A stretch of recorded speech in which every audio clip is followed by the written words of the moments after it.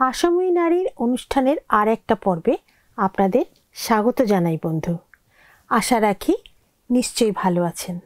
আজকের পর্বে আমরা কৃতজ্ঞতা প্রকাশের নকশা নিয়ে কথা বলবো।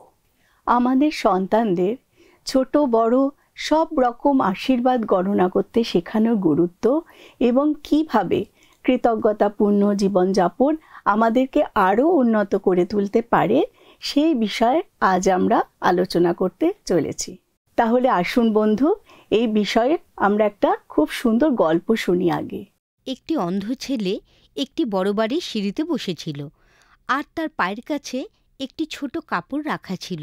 তার হাতে একটা কাগজ ধরা ছিল, যাতে লেখা ছিল, আমি অন্ধ, দয়া করে সাহায্য করুন। কাপড়ের উপরে কয়েকটা মাত্র পয়সা পড়েছিল, রাস্তা দিয়ে তাড়াহুড়ো করে যাওয়ার কিছু মানুষের দেওয়া খুচরো পয়সা। এক ব্যক্তি সেখান দিয়ে হেঁটে যাচ্ছিলেন। তিনি নিজের পকেট থেকে কয়েকটা পয়সা বের করে কাপড়ের উপরে রেখে দিলেন। তারপর তিনি ছেলেটির হাত থেকে কাগজটা নিয়ে সেটার উপরে উল্টো দিকে কিছু কথা লিখলেন।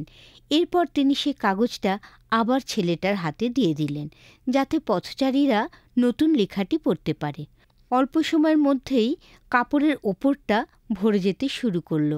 অনেক বেশি মানুষ অন্ধ ছেলেটিকে টাকা দিতে লাগলো। সেই দিন বিকেলে যিনি লেখাটি বদলে দিয়ে গেছিলেন, তিনি সেখানকার পরিস্থিতি কেমন দেখতে ফিরে এলেন। ছেলেটি তার পায়ের শব্দ বুঝতে পেরে জিজ্ঞাসা করল, আপনি কি আজ সকালে আমার লেখাটা বদলে দিয়েছিলেন? আপনি কি লিখেছিলেন? সেই ব্যক্তি তাকে বললেন, আমি শুধু সত্যটা লিখেছি। তুমি যা বলেছিলে আমি সেই কথাই বলেছি, কিন্তু একটু অন্যভাবে। আমি কাগজের উপরে লিখেছিলাম, আজকের দিনটা খুব সুন্দর, কিন্তু আমি সেটা দেখতে পাচ্ছি না। দুটো লেখাই সঠিক ছিল। প্রথম লেখাটা কেবল এই কথাই বলেছিল যে ছেলেটা অন্ধ, আর অন্যদিকে দ্বিতীয় লেখাটা পথচারীদের মনে করিয়ে দিয়েছিল যে সৃষ্টির সৌন্দর্য দেখার জন্য কতটা কৃতজ্ঞ হওয়া উচিত এবং কত দুঃখ যে এই শিশুটি তা উপভোগ করতে পারছে না। সত্যি কথা, যেসব মানুষ তাদের কৃতজ্ঞতার বিষয়গুলো নিয়ে চিন্তা ভাবনা করে তাদের রাতে ভালো ঘুম হয়। মনোবিজ্ঞানীরা কৃতজ্ঞতা বোধ নিয়ে গবেষণা করেছেন আর দেখেছেন রাতে ভালো ঘুম হওয়ার জন্য সক্ষমতা বৃদ্ধি করে। ক্যালিফোর্নিয়া বিশ্ববিদ্যালয়ের এক নেতৃস্থানীয় গবেষকের কৃতজ্ঞতা বিষয়ক একটি গবেষণায় দেখা গেছে যে কৃতজ্ঞতা প্রকাশ করা সেই রোগীদের ক্ষেত্রে দ্বিতীয়বার হার্ট অ্যাটাক প্রতিরোধ করতে পারে, যারা ইতিমধ্যে এই কষ্টের মধ্যে দিয়ে গেছেন। বর্তমান জগতে এটা আরও স্পষ্ট হয়ে উঠেছে যে আমরা আমাদের সন্তানদের বড় করে তুলছি তাদের মধ্যে এমন একটা অনুভূতি সৃষ্টি করে যাতে তারা সব কিছু পেতে পারে। আমাদের সন্তানেরা এই কথা বিশ্বাস করে বড় হচ্ছে যে যা কিছু তারা পেয়েছে তা সবই তাদের প্রাপ্য, যদিও তারা সেগুলো অর্জন করেনি বা তার জন্য কোনো পরিশ্রমও করেনি। আসলে আজকাল সন্তানেরা তাৎক্ষণিক পরিতৃপ্তি পাওয়ার আশা করে। অনুরোধ করার পরিবর্তে তারা দাবি করতে অভ্যস্ত হয়েছে এবং তাদের কৃতজ্ঞতাবোধও কমে গেছে।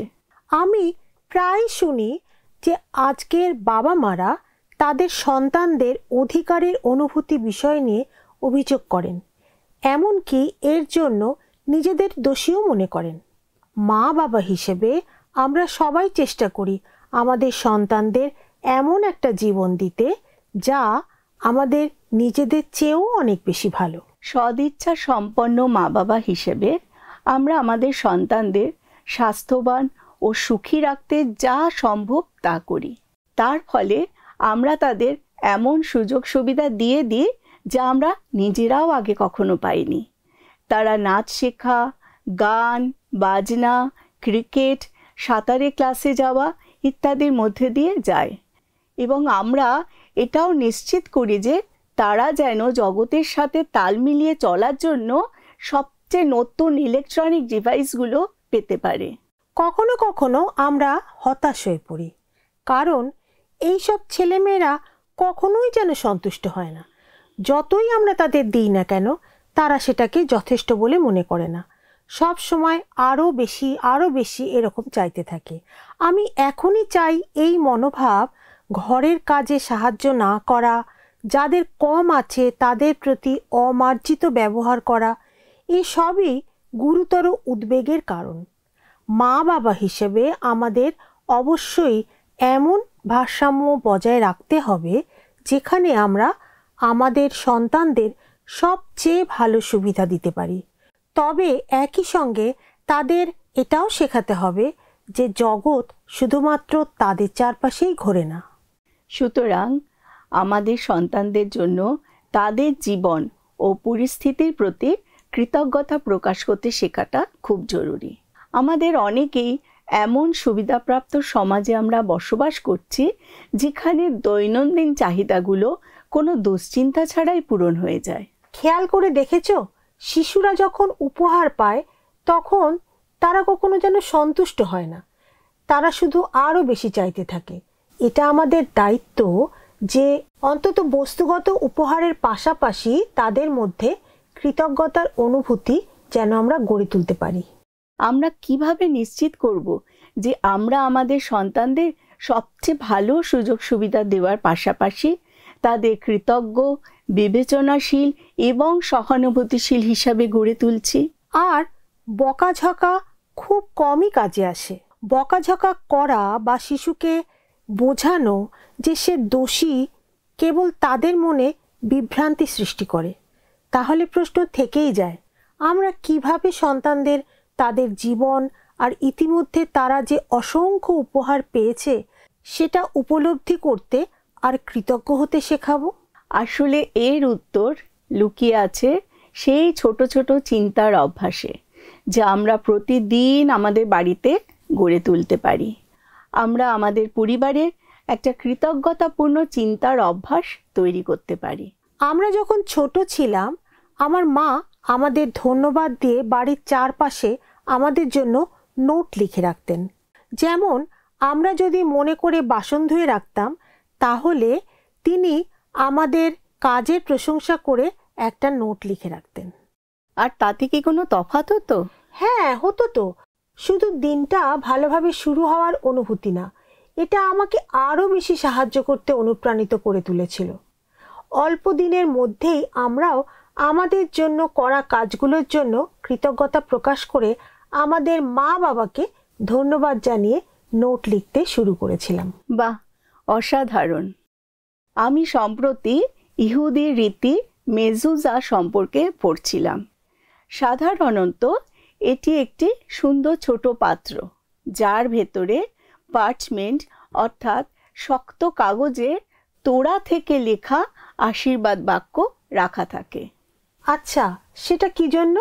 যাতে পরিবারটি তাদের বাড়ির একটি ছোট ফ্রেমবন্দি ছবি বা বাড়ির প্রিয় কোনো স্থানের ছবি রেখে দেয়, আর প্রতিবার বাড়ি থেকে বের হওয়া বা ঢোকার সময় এটি স্পর্শ করে। এইভাবে বাড়িটিকে তারা আশীর্বাদ হিসাবে স্বীকৃতি দেওয়া পরিবারের সকল সদস্যকে নিয়মিতভাবে কৃতজ্ঞতা প্রকাশের অভ্যাস গড়ে তুলতে সাহায্য করে।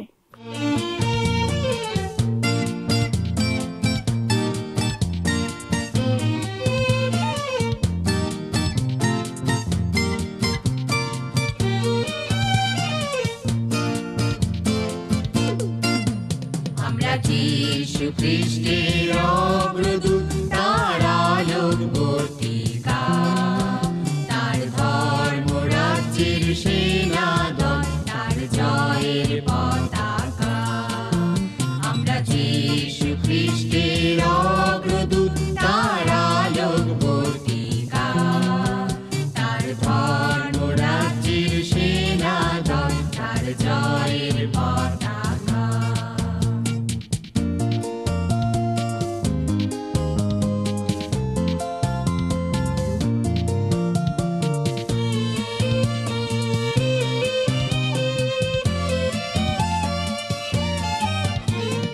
জীবন জ্যোতির শরীক হই, তার মৃত্যু জয়ের সাক্ষী রই। শান্তি রাজ্যের নীল আকাশে মুক্ত বলাকা, শান্তি রাজ্যের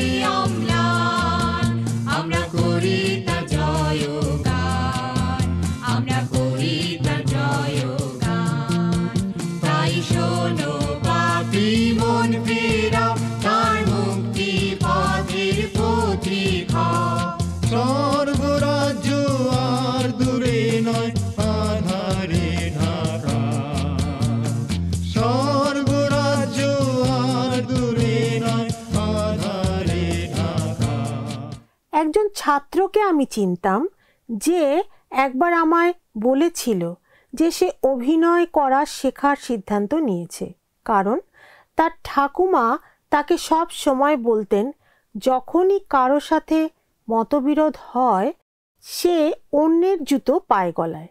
সে কিভাবে বেড়ে উঠেছিল এই সহজ বাক্যটা সেই বিষয়ে অনেক কিছু বলে দেয়।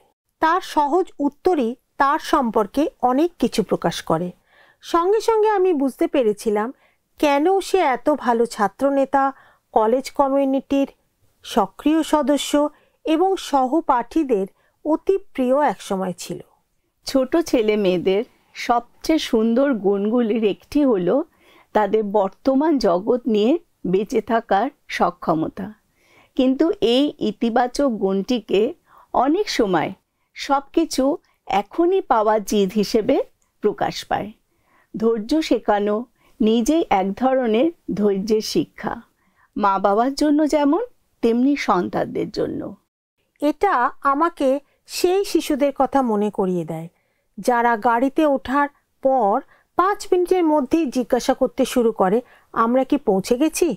রাগ করার বদলে এটা তাদের অপেক্ষা করার কৌশল শেখানোর একটা চমৎকার সুযোগ হতে পারে। আর সেটা আমরা কেমনভাবে করতে পারি? আমরা তাদের দৃষ্টি আমাদের হাতঘড়ির কাঁটাগুলো কেমন করে ঘুরছে সেই দিকে নিয়ে যেতে পারি, আশেপাশে বাড়ি ঘরগুলো দেখাতে পারি, কিংবা কোনো মজার খেলাও খেলতে পারি। বাহ, দারুণ তো। শিশুদের শেখানোর জন্য সময় দেওয়া, তারা যা কিছু পেয়েছে এবং যারা তাদের আশেপাশে আছে তা মূল্য দিতে শেখানো, এটাই হচ্ছে কৃতজ্ঞতার প্রকৃত শিক্ষা। আমরা ছোটবেলা থেকে 2টি ম্যাজিক শব্দ শিখেছি। একটি হলো অনুগ্রহ করে এবং অন্যটি হলো ধন্যবাদ। আর এটি হচ্ছে পরবর্তী প্রজন্মের কাছে পৌঁছে দেওয়া একটি গুরুত্বপূর্ণ শিক্ষা।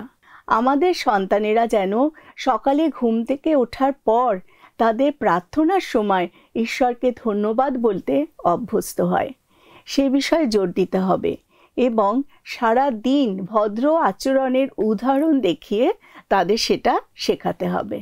কৃতজ্ঞতা শেখানোর আর একটা উপায় হলো ছেলে মেয়েদের উৎসাহিত করা যেতে পারে তারা তাদের বাড়ি বা বিদ্যালয় সহ সমাজের বিভিন্ন স্থানে সেবামূলক কাজে যেন অংশগ্রহণ করে। পরিশেষে আমাদের সন্তানদের দায়িত্বশীল হতে শেখানো খুব জরুরি। তাদের দিয়ে ঘরের কাজ করানো, বিদ্যালয়ের অতিরিক্ত কার্যক্রমে অংশগ্রহণে উৎসাহিত করা এবং তাদের সিদ্ধান্ত ও কর্মকাণ্ডের জন্য দায়িত্ব নিতে শেখানো।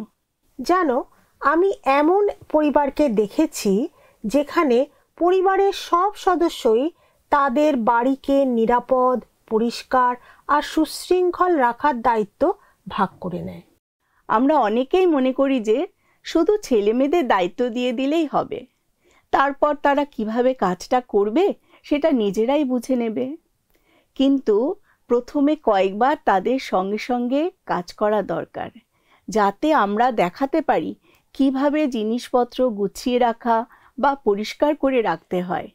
পাশাপাশি কাজের জন্য প্রয়োজনীয় সরঞ্জাম সরবরাহ করা এবং এটাও নিশ্চিত করা যে সেই কাজ করার উপযুক্ত বয়স তাদের হয়েছে। পরিবারের সবাই মিলে একসঙ্গে ঘরের কাজ করা উচিত। এটা তাদের ঘরের কাজে অবদান রাখার অনুভূতি আর পারিবারিক একতার মানসিকতা তৈরি করে, আর বাবা মাদের জন্য বারবার তাগিদ দেওয়ার প্রয়োজনও কমিয়ে দেয়। আমাদের অনেক পরিবারে কোনো একজন ব্যক্তি বেশিরভাগ কাজ করে থাকেন। হ্যাঁ, এতে কাজগুলো হয়তো আরও বেশি তাড়াতাড়ি হয় আর হয়তো সুশৃঙ্খলভাবেও সেটা হয়, কিন্তু এতে পরিবারের অন্য সদস্যরা তাদের পরিবেশের প্রতি সম্মান আর অবদান রাখার মানসিকতা কিন্তু শেখে না।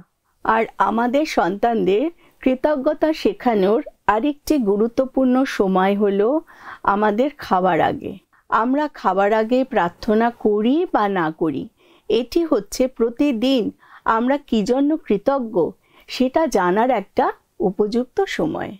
পরিবারে একসঙ্গে রাতে খাওয়া যোগাযোগ তৈরির একটা গুরুত্বপূর্ণ উপায় বন্ধু। আর সাধারণত সারা দিনের ঘটনাগুলো ভাগ করে নেওয়ার এটা একটা উপযুক্ত সময়। তবে বর্তমানকালে বিভিন্ন সময়সূচির কারণে প্রতিদিন একসঙ্গে সবসময় খাওয়া হয়তো কঠিন হয়ে যেতে পারে। তাই কৃতজ্ঞতা প্রকাশের পরবর্তী উত্তম সময় হলো শোয়ার আগে। ঠিক তাই, শুতে যাওয়ার সময় হচ্ছে স্বাভাবিকভাবেই চিন্তা ও কৃতজ্ঞতা প্রকাশের উপযুক্ত মুহূর্ত। কৃতজ্ঞতার অনুভূতি ছোটদের শান্ত ইতিবাচক মনোভাবের মধ্যে রাখে, যা গভীর ও আরামদায়ক ঘুম নিশ্চিত করে। পাশাপাশি এটি তাদের জীবনের ভালো দিকগুলোকে মূল্যায়ন করতে শেখায় এবং কোনো কিছুকে তুচ্ছভাবে না নেওয়ার অভ্যাস গড়ে তোলে। অ্যান্থনি রে হিন্টন এমন একটি অপরাধের জন্য মৃত্যুদণ্ডপ্রাপ্ত হিসাবে 30 বছর কারাগারে কাটিয়েছিলেন যা তিনি করেননি। অপরাধটি সংগঠিত হওয়ার সময় তিনি একটি বন্ধ কারখানায় কাজ করছিলেন। পুলিশ বলেছিল যে সে কৃষ্ণাঙ্গ হওয়ার কারণে তাকে কারাগারে যেতে হবে। তিনি কারাগারের একটি 5x7 ফুটের ছোট্ট ঘরে 30 বছর একা একা বন্দি জীবন কাটিয়েছিলেন। প্রতিদিন মাত্র 1 ঘন্টার জন্য তাকে ঘরের বাইরে বের হওয়ার অনুমতি দেওয়া হতো। কিন্তু হিন্টন দ্রুত অন্যান্য বন্দি এবং মৃত্যুদণ্ডপ্রাপ্ত কয়েদিদের রক্ষীদের বন্ধু ও পরামর্শদাতা হয়ে ওঠেন। অনেক কারারক্ষী পর্যন্ত তার আইনজীবীর কাছে অনুরোধ করেছিলেন যে তিনি হিন্টনকে মুক্ত করার ব্যবস্থা করেন। সুপ্রিম কোর্টের সর্বসম্মত রায়ে তার মুক্তির আদেশ দেওয়া হয় এবং অবশেষে তিনি স্বাধীনভাবে কারাগার থেকে বেরিয়ে আসতে সক্ষম হন। একটি সাক্ষাৎকারে তিনি বলেন, স্বাধীনতা যে কত মূল্যবান, যতক্ষণ না সেটা কেড়ে নেওয়া হয় সত্যি করে কেউ সেটা বুঝতে পারে না। মানুষ বৃষ্টির থেকে দৌড়ে চলে যায়, আমি দৌড়ে বৃষ্টির মধ্যে চলে যাই। আমি কৃতজ্ঞ চিত্তে আমার মুখের ওপরে পড়া বৃষ্টির প্রতিটি ফোঁটা অনুভব করি। এরপর 60 মিনিট নামক অনুষ্ঠানে হিন্টনের সাক্ষাৎকার নেওয়া হয়। যিনি তার সাক্ষাৎকার নিয়েছিলেন তিনি তাকে জিজ্ঞাসা করেছিলেন যে যারা তাকে অন্যায়ভাবে কারাগারে পাঠিয়েছিলেন তিনি কি তাদের উপরে রাগ করে আছেন। হিন্টন উত্তরে বলেছিলেন যে তিনি সবাইকে ক্ষমা করে দিয়েছেন। সাক্ষাৎকার গ্রাহক প্রশ্ন করেন, কিন্তু তারা তো আপনার জীবন থেকে 30টা বছর ছিনিয়ে নিয়েছে, আপনি কিভাবে তাদের উপরে রাগ না করে থাকতে পারেন। উত্তরে হিন্টন বলেছিলেন, আমি যদি রাগ করে থাকি আর ক্ষমা করতে না পারি তাহলে তো তারা আমার জীবনের বাকি সময়টাও ছিনিয়ে নেবে। অন্য আরেকটি সাক্ষাৎকারে তিনি বলেন, জগৎ আপনাকে আপনার আনন্দ দেয়নি আর জগৎ সেটা কেড়েও নিতে পারে না। আপনি কোনো মানুষকে আপনার জীবনে নিয়ে এসে সেটা ধ্বংস করে দিতে বলতে পারেন, কিন্তু আমি আমার আনন্দ কাউকে কেড়ে নিতে দেইনি। আমি যখন সকালে ঘুম থেকে উঠি তখন আমাকে হাসাবার জন্য কাউকে দরকার হয় না, আমি নিজে নিজেই হাসি, কারণ আরেকটা দিন দেখার আশীর্বাদ আমি পেয়েছি। আর আরেকটা দিন দেখার আশীর্বাদ যখন আপনি পান তখন সেটা আপনা আপনি আপনাকে আনন্দ এনে দেয়। আমাদের আনন্দ দেওয়ার বা কেড়ে নেওয়ার শক্তি জগতে থাকা উচিত নয়। আমাদের জীবনের কত কম সময় আমরা কষ্ট বা এমন পরিস্থিতির জন্য যা কারণ নিয়ন্ত্রণের বাইরে রাগ করে বা ক্ষমাহীন হয়ে কাটিয়েছি। আসলে হিন্টন হচ্ছেন এমন একজন মানুষ যিনি ভয়াবহ পরিস্থিতি থাকা সত্ত্বেও আনন্দ ও কৃতজ্ঞতার সাথে সাড়া দেওয়ার এক শক্তিশালী উদাহরণ। প্রতিদিন কৃতজ্ঞ হওয়ার কিছু না কিছু বিষয় থাকে। হিন্টন যেমন বলেছিলেন, কেবল আরেকটা দিন দেখার জন্যও আমাদের কৃতজ্ঞ হওয়া উচিত। অনেক সময় সচেতনতা তৈরি করা হলো সবচেয়ে কঠিন বিষয়। আমরা যদি সাবধান না হই তবে মেশিনের মতন একই রকম ব্যবহার বা একই কাজ প্রতিদিন বা প্রতি সপ্তাহে করে যাব। আমরা প্রত্যেকটি মুহূর্ত, প্রতিদিন আর যে সমস্ত বিষয়ে আমাদের কৃতজ্ঞতা দেখানো উচিত তার জন্য আমাদের কাজ থামিয়ে সচেতনতা আনতে হবে। আমরা কি এই সপ্তাহে প্রতিদিন কোনোভাবে নিজেদের মনে করিয়ে দিতে পারি না, যাতে আমরা আমাদের কৃতজ্ঞতার চর্চাকে আরও সচেতনভাবে বাড়াতে পারি? আমাদের ফোনের একটা রিমাইন্ডারের মতো বা ফোনের ওয়ালপেপারে ছবির মতন যেখানে লেখা থাকবে এই কথাটা, কৃতজ্ঞ থাকো। আসলে আমরা আমাদের অতীত নিয়ে পড়ে থাকতে এবং যা ভুল হয়েছে তা নিয়ে বেশি সময় ব্যয় করে ফেলি। কৃতজ্ঞতা আমাদের সন্তুষ্ট করে। এটি আমাদের জীবনে আরও আশা ও প্রাচুর্যের অভিজ্ঞতা অর্জন করতে সাহায্য করে। এটা আমাদের দায়িত্ব তাদের এমন গুরুত্বপূর্ণ লক্ষ্য অনুসরণ করতে শেখানো যা তাদের অংশভুক্ত হওয়াতে অনুভূতি, স্বাধীনতা, সুখ, সাফল্য, কৃতজ্ঞতা এগুলো গড়ে তুলবে। ঠিক তাই, অন্যদের সাহায্য করা এবং উদার হওয়া কৃতজ্ঞ সন্তান গড়ে তোলার দুটি প্রধান উপাদান। যখন ছোটরা সাহায্যের হাত বাড়িয়ে দেয়, বিশেষ করে তাদের প্রতিভাগুলো ব্যবহার করার সময়, তারা যাদের সাহায্য করছে তাদের সঙ্গে আরও ঘনিষ্ঠ হওয়া অনুভব করে, যা তাদের বন্ধুত্ব ও সামাজিক সম্পর্ক গড়ে তুলতে সাহায্য করে। সন্তানরা যেন তাদের সম্পর্ককে শক্তিশালী করতে পারে, সেজন্য আমাদের উচিত তাদের অন্যদের প্রতি যত্নশীল হতে, নিয়মিত কৃতজ্ঞতা প্রকাশ করতে শিখতে এবং সহযোগিতামূলক, সহায়ক ও উদার হতে উৎসাহিত করা। জীবনে উদ্দেশ্যের অনুভূতি তরুণদের জন্য অর্থবহ জীবন গঠনের একটি দিক নির্দেশ হিসেবে কাজ করে।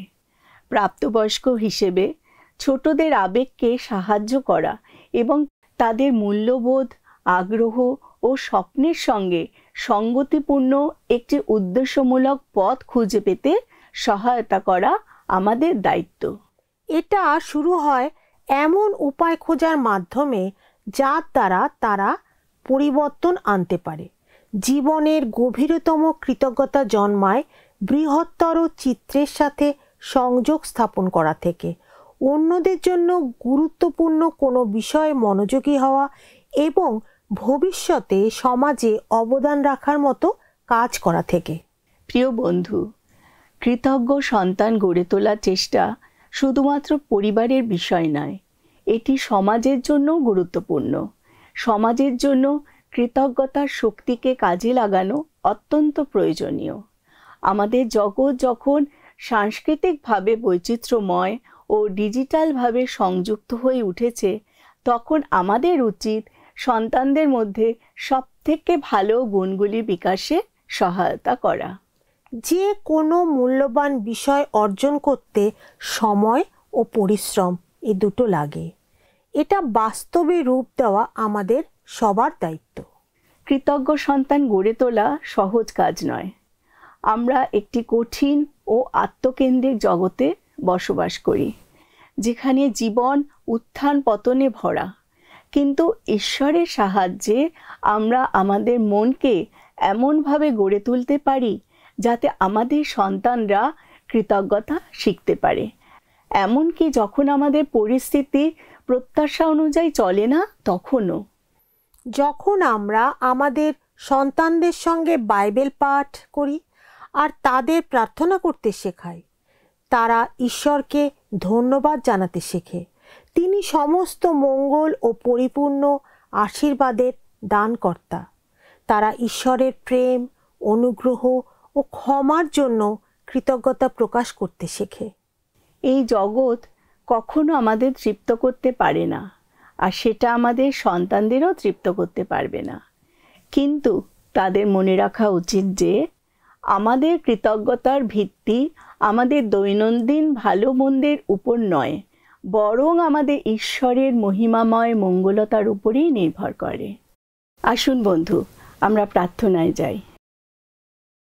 হে আমাদের স্বর্গীয় পিতা, আমাদের পরম করুণাময় যিশু, প্রভু তোমাকে ধন্যবাদ দিই, তুমি এতক্ষণ আমাদের সাথে রয়েছো। আমরা এতক্ষণ যা কিছু শুনলাম, যা কিছু জানলাম প্রভু, তা যেন আমরা অন্তরে রাখতে পারি এবং বিশেষ করে আমাদের সন্তানদের এবং আমরা নিজেরাও যেন কৃতজ্ঞ হতে পারি প্রভু তোমার চরণে, এবং সমাজের সমস্ত কিছুতে যেন আমরা সেই কৃতজ্ঞতা বোধ যেন রাখতে পারি প্রভু। তুমি আমাদেরকে সেই আশীর্বাদ করো, তুমি আমাদেরকে সেই পথে নিয়ে চলো প্রভু গো। এই ছোট্ট প্রার্থনা প্রভু যিশু তোমার নামে চাইলাম প্রভু, তুমি শুনলে, তার জন্য তোমাকে ধন্যবাদ দিই। আমিন। আমরা আশা করি যে এই পর্বে আমরা যা জানলাম তার মাধ্যমে বন্ধু আপনারা সবাই আশীর্বাদযুক্ত হয়েছেন। আমরা আগামী সপ্তাহে একই সময়ে আবার মিলিত হব। আর প্রার্থনার নম্বরে যোগাযোগ করবেন এবং মিসড কল নম্বরে একটা মিসড কল দেবেন, এই অনুরোধ রইল। নমস্কার। আসুন বন্ধু, প্রশ্ন উত্তরে আসি। গত সপ্তাহে প্রশ্নের উত্তর অপশন সি, অর্থাৎ আদি পুস্তক। আর আজকের প্রশ্ন হলো, জগৎ আমাদের কি করে? অপশন এ, তৃপ্ত করে। অপশন বি, তৃপ্ত করতে পারে না। অপশন সি, ভালোবাসে। তাহলে বন্ধু, এই প্রশ্নের উত্তর আগামীকাল ABC সহকারে 9433497235 এই নম্বরে SMS বা হোয়াটসঅ্যাপ পাঠাবেন।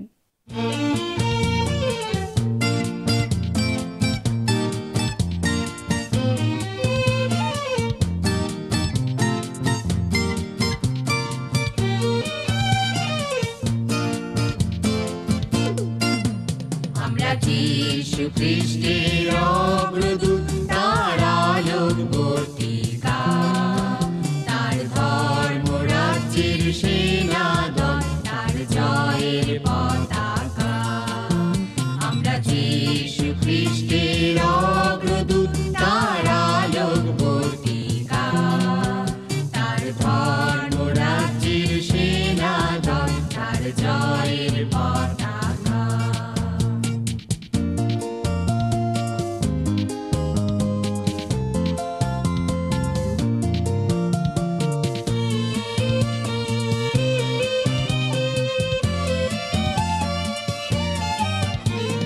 জীবন জ্যোতির শরীর হই, তার মৃত্যু জয়ের সাক্ষী রই।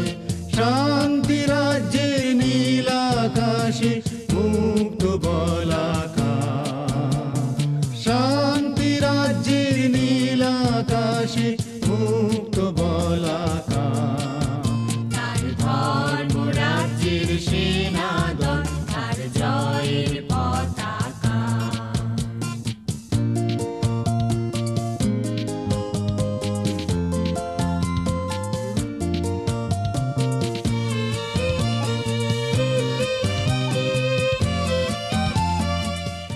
আমাদের গত সপ্তাহের বিজয়ী দর্শক বন্ধু হলেন বিভা মণ্ডল, দক্ষিণ 24 পরগনা থেকে।